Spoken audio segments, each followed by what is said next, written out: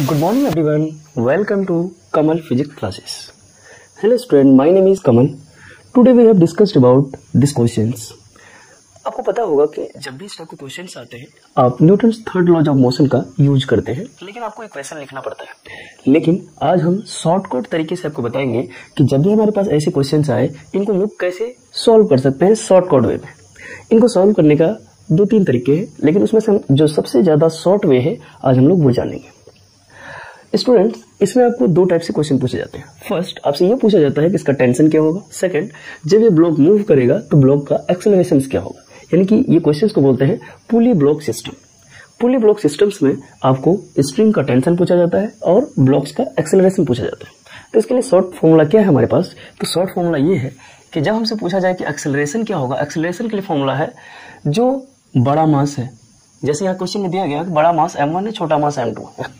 m1 का मास ज्यादा है, यानी कि ज्यादा मास माइनस कम मास इनटू किसके कारण एक्सेलरेशन हो रहा है? g के कारण।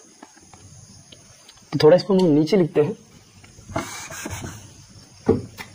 अगर हमसे पूछ लिया जाए तो क्या लिखेंगे? एक्सेलरेशन इक्वल टू बड़ा मास माइनस छोटा मास अपॉन बड़ा मास प्लस छोटा मास इनटू g। g क्या है? Acceleration due to gravity.